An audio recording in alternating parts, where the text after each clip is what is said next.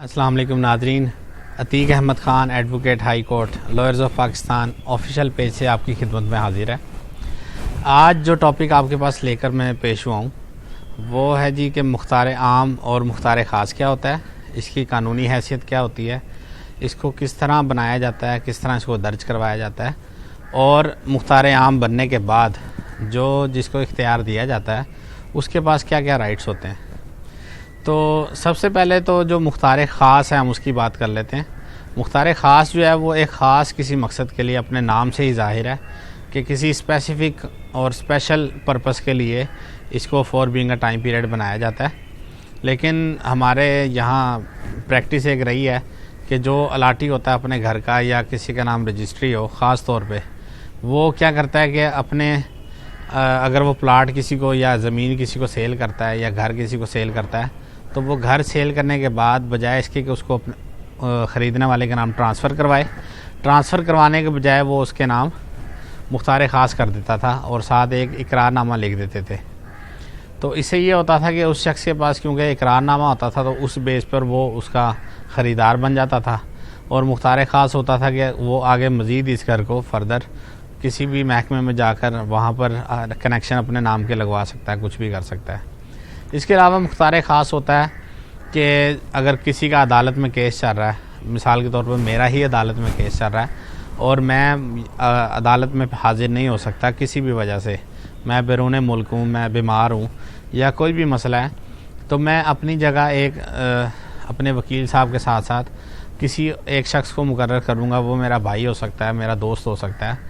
तो उसको मुकर्रर करने के लिए सिर्फ़ केस को फॉलो करने की हद तक यानी पैरवी मुकदमे की हद तक मैं एक मुख्तार ख़ास बनाऊँगा, जिसमें मैं एक ख़ास शख्स को इख्तियार दूँगा कि वो मेरे केस में वकील साहब मुकर्रर करें, शहादत करवाए, एविडेंस दे या कोई मेरी तरफ से बयान अल्फ़ी पेश करे। गर्ज़ के जितने काम जो मैं कर सकता हूँ वही सारे वो करे। तो इसको power of attorney for the follow of suit for इनको द कोर्ट कहा जाता है, यानी जो कोर्ट केस है उसको फॉलो करने के लिए हम एक स्पेशल पावर ऑफ अटार्नी बनाएंगे।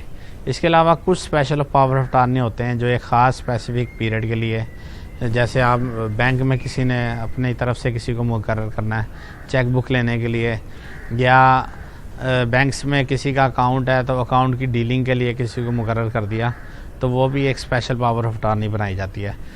स्पेशल पावर ऑफ अटार्नी को दर्ज करवाने की ज़रूरत नहीं होती। दर्ज करवाने का मतलब कि उसको रजिस्टर्ड करवाने की ज़रूरत नहीं है। जबकि जो एक होती है जनरल पावर ऑफ अटार्नी, जिसको आम ज़बान में मुख्तार आम कहा जाता है, उसको दर्ज करवाना लाजमी है।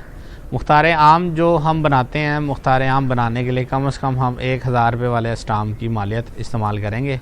उसके अलावा आजकल जो जितने ज़मीन के मुतल्लिक मुख्तार आम बन रहे हैं तो उसके लिए जो है वो सब रजिस्ट्रार साहब कहते हैं कि आप जितनी ज़मीन की डीसी वैल्यू है उसका 3% जो है वो आप वैल्यू लगाएं और उसके बाद जो है हम इसको दर्ज करेंगे।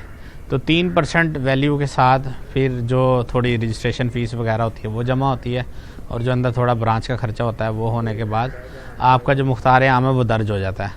उस मुख्तार आम के अंदर अगर आप किसी प्रॉपर्टी से रिलेटेड करवाते हैं तो मुख्तार आम के अंदर क्योंकि जनरल अटॉर्नी होती है तो जनरल का मतलब कि वो तमाम तर इख्तियारात जो मालिक के हैं वही इख्तियारात सारे जो अटॉर्नी होल्डर हैं उसको मिल जाएंगे। उसमें आप घर को अगर घर से रिलेटेड है तो घर को सेल कर सकते हैं, कोई उसके बिहाफ पे कोई चीज़ हम परचेज़ कर सकते हैं और कोई भी मामलात करवा सकते हैं। तो ये हमारा जो टॉपिक था जनरल पावर ऑफ अटॉर्नी और स्पेशल पावर ऑफ अटॉर्नी का। अब एक इसी में एक टॉपिक रिलेटेड है कि हम जनरल पावर ऑफ अटॉर्नी से आगे अगर घर किसी से हमने ख़रीदा और जनरल पावर ऑफ अटॉर्नी वाला देने वाला अगर फ़ौत हो जाए तो फिर उसके क्या लीगल जो है वो पैरामीटर्स होंगे। रूटीन में ये होता है कि जो हमें शख्स इख्तियार दे रहा होता है अगर वो फ़ौत हो जाए तो क्योंकि उसका इख्तियार देने वाला ही फ़ौत हो गया तो आगे इख्तियार भी ख़त्म हो जाता है। इसका मतलब ये है कि अगर किसी शख्स ने किसी को अपना मुख्तार आम या मुख्तार ख़ास मुकर्रर किया है तो अगर मुख्तार आम या ख़ास मुकर्रर करने वाला फ़ौत हो जाता है तो ऑटोमेटिकली जो है वो मुख्तार आम या ख़ास एक्सपायर हो जाएगा। अब काफ़ी लोग जो है वो सवाल ये करते हैं कि जी हमने किसी से घर ख़रीदा तो उसने आगे मेरे नाम मुख्तार आम कर दिया था तो मैं किस तरह उसको अपने नाम करवाऊँ।